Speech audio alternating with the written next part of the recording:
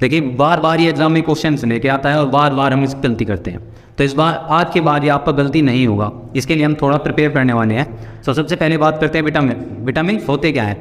Vitamin अपने आप में कार्बनिक पदार्थ है, अर्थात इनमें कार्बन की मात्रा ज़रूर होगी, अर्थात इनके निर्माण में कार्बन का सहयोग है, यानी कि भूमिका है।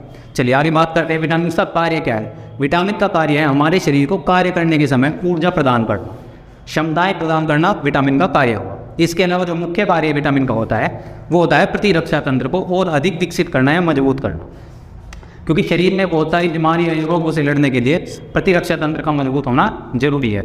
अर्थात प्रतिरक्षा से तात्पर्य क्या है? रोगों से रक्षा।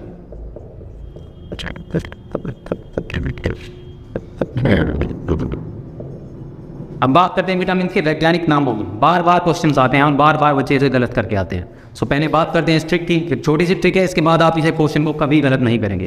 तो सबसे पहले बात करते हैं ट्रिक की। रथ पर एक टॉफी है, इसमें दो वर्ड्स को आप मिस करेंगे, पर और है।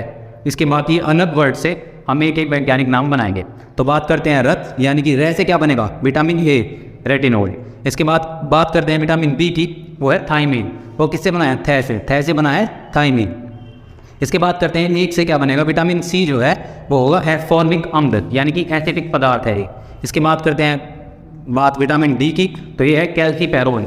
इसके अंदर क्या है? कैल्शियम को स्टोर करने की क्षमता। आगे जब डिटेल में पढ़ेंगे तब बाद में इसके बारे में चर्चा करेंगे। आगे चलते हैं विटामिन ई, इसका वैज्ञानिक नाम है टेकोफेरोल, और इसी के साथ में विटामिन के का नाम है फिनोक्विनोन। याद रखेंगे अच्छे से, ट्रिक को जरूर याद रखेंगे और इसे अच्छे से याद करके आएंगे। चलिए आगे बात करते हैं जल में घुलनशील विटामिन। बार बार क्वेश्चन आते हैं कि जल में घुलनशील विटामिन कौन सा है, वसा में घुलनशील विटामिन कौन सा है। तो इसके लिए बड़ा आसान है, जल में घुलनशील विटामिन की संख्या केवल 2 होगी, विटामिन बी और विटामिन सी। इसके बाद में वसा में घुलनशील विटामिन जो है वो होगा, एक ट्रिक से याद करने के लिए ज़्यादा बेहतर रहेगा। उस ट्रिक का नाम याद रखिए कीड़ा। मतलब क्या है इसका मतलब है के ई डी ए, यानी कि vitamin K, vitamin E, vitamin D, vitamin A, इन सभी को याद रखेंगे। अभी आप इसका स्क्रीनशॉट लीजिए, इसके बाद में आने का काम करते हैं। तो दोस्तों अब बात करते हैं विटामिन ए की। नंबर वाइज हम एक एक विटामिन को कवर करेंगे। तो सबसे पहले बात करते हैं विटामिन ए की। देखिए विटामिन ए हमारे शरीर में प्रतिरक्षा तंत्र को और अधिक मजबूती देता है, यानी रोगों से लड़ने की जो क्षमता आएगी वो विटामिन ए हमारे शरीर में विकसित करता है। बात करते हैं इसके सोर्स की, यानी इसके स्रोत जो होंगे जहाँ से हमें प्राप्त होता है। गाजर इसका मुख्य स्रोत है। याद रखिएगा एग्जाम में गाजर सबसे ज़्यादा पूछता है। गाजर के बारे में सबसे ज़्यादा क्वेश्चन आता है कि गाजर किसका सोर्स है, गाजर से हमें क्या प्राप्त होता है। तो याद रखिएगा विटामिन ए। अब आगे बात करते हैं इसके अलावा मछली के यकृत से भी, मछली से नहीं, याद रखिएगा मछली के यकृत से, यानी इसके लिवर से हमें विटामिन ए प्राप्त होता है। इसके अलावा इसके द्वारा होने वाला, यानी इसकी कमी में जो रोग होगा वो होगा रतौंधी। बात करते हैं एक और खास पॉइंट है इसके बारे में जो एग्जाम में बार बार पूछता है।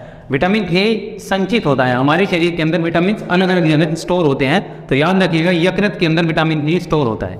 ये सबसे इंपॉर्टेंट क्वेश्चन है, ये आपको याद रखना है। बात करते हैं विटामिन बी की, तो यह हमारे शरीर में ऊर्जा बनाए रखता है। ऊर्जा से मतलब है जब किसी कार्य को करने का प्रयास करते हैं तो उस समय थकावट महसूस होना, अपने आप में ऊर्जा की कमी है।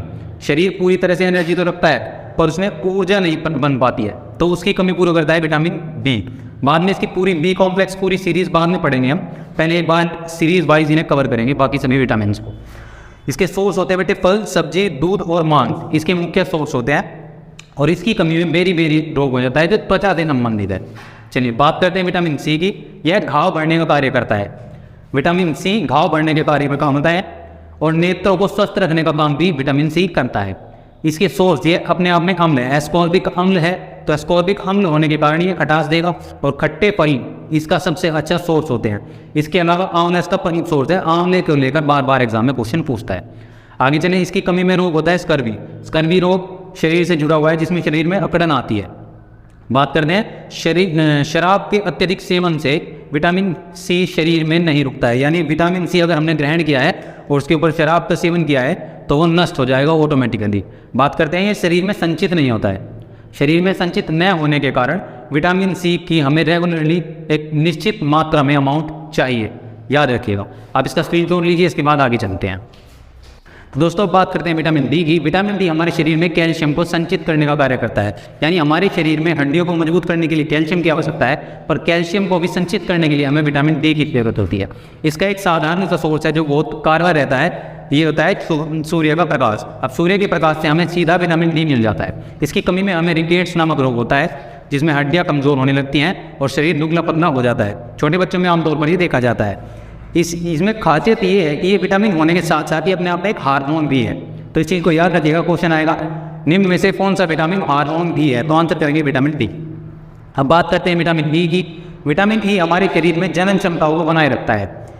इसे हमारा शरीर स्वयं बनाता है। हमारी कोशिकाएं इसका संश्लेषण स्वयं करती है, यानी कोशिका द्वारा संश्लेषित या निर्माण हमारे शरीर में स्वयं होता है। इसकी कमी में हमें दो रोग हो सकते हैं, पुरुषों में नपुंसकता तथा महिलाओं में यानी कि फीमेल में बांझ। अब बात करते हैं विटामिन के की। विटामिन के हमारे शरीर में रक्त का थक्का बनने में मदद करता है। हमारे शरीर के बाहर किसी घाव को कटने पर जब रक्त का थक्का जलता है तो उसकी गति को तेज करने का काम विटामिन के करता है। अब बात करते हैं इसकी मुख्य सोर्स की। हरी सब्जियां तथा टमाटर इसकी मुख्य सोर्स हैं। इसके अलावा रक्त इसके कमी में रक्त पतला हो जाता है तथा इसकी अधिकता में हैमरेज रोग हो जाता है, जिसके दौरान मस्तिष्क की पतली नसों में खून जमकर नस फट जाती है। उसे ही ब्रेन हैमरेज भी कहते हैं। चलिए आप इसका स्क्रीनशॉट लीजिए। इसके बाद बात करते हैं विटामिन बी कॉम्प्लेक्स की। तो दोस्तों बात करते हैं विटामिन बी कॉम्प्लेक्स की। जैसा कि हमने बाकी सभी विटामिन कवर कर लिए हैं, अब बात करते हैं विटामिन बी कॉम्प्लेक्स की।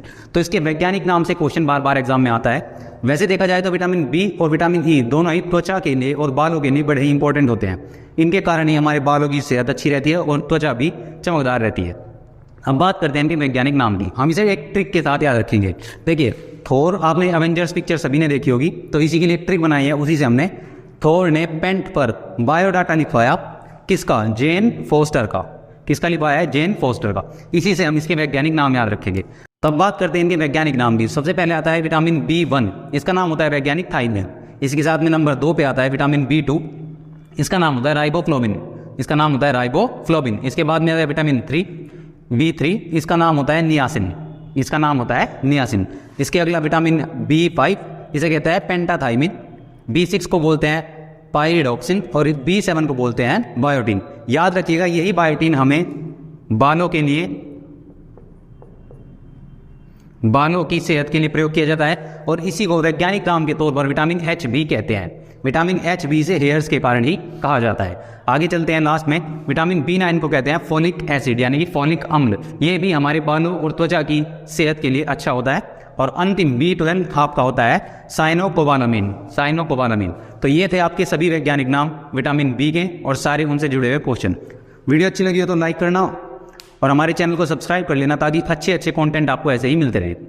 तब तक आप इसका स्क्रीनशॉट लीजिए। उसके बाद मिलते हैं अगली क्लास में। जय हिंद।